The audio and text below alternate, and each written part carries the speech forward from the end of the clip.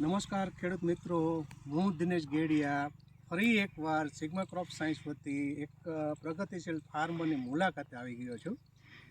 થોડા દિવસો પહેલાં જેને આપણા કહેવા પછી એક સુપીક સોઇલ એક અડધો વીઘા જેવી જમીનમાં એને પાયું છે 500 ml લાવીને. તો શું પરિણામ આવ્યું? આજે અમારા બેન હાથમાં માટી છે, આ વાપરેલી છે, આ નથી વાપરેલી, આ વાપરેલી, આ નથી વાપરેલી, આ યુઝ કરેલ સુપીક સોઇલ ને આ નથી વાપરેલી એ માટી. તો એની સાથે ફાર્મર સાથે ચર્ચા કરશું કે તમને શું લાગે. તમારું એક પેલા નામ આપો ને. મારું નામ અશોકભાઈ જયરામભાઈ હડિયા. અશોકભાઈ જયરામભાઈ હડિયા. ગામ કીકરિયા ને મહુવા તાલુકો જિલ્લો ભાવનગર.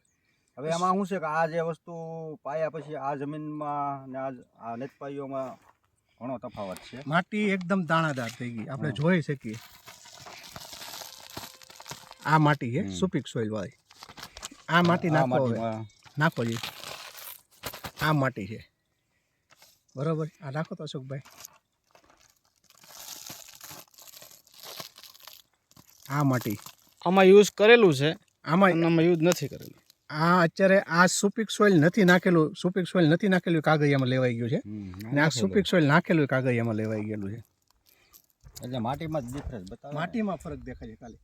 પછી તમારા રોપમાં શું ફરક દેખાય 4 દિવસની અંદર? એમાં શું હતું કે જે પીળાશ હતી ને એ મટવા મળી છે અને કલરમાં મળ્યો આવવા વાનમાં માટીમાં ફરક પડ્યો, સાથે સાથે રોપમાં ફરક પડ્યો. પછી આ જો આમાં દેખાય ને પીળો એવું હતું બરાબર, પણ હવે થોડો કલર મળ્યો પકડવા બરાબર.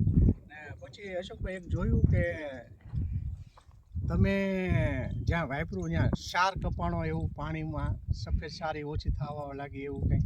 એમાં હું આ જે પહેલાંની સારી છે બરોબર, આ પાણ પાયું આ દવાથી. હા, પણ કદાચ આ પહેલાંની હોય પછી નવી સારી તો ન થઈ હોય કદાચ એવું છે. બરાબર. જમીનમાં માટીમાં ફરક એ દેખાય છે. એ તો છે જ ને. તો ખેડૂત મિત્રો અને વેપારી મિત્રોને હું કહેવા માંગુ છું કે સુપીક સોઇલ ખાલી પાવાથી મોલમાં નહીં પણ જમીન માટી કહીશ ને કે માટી જમીન બચાવો દેશ બચાવો એક અભિયાન છે.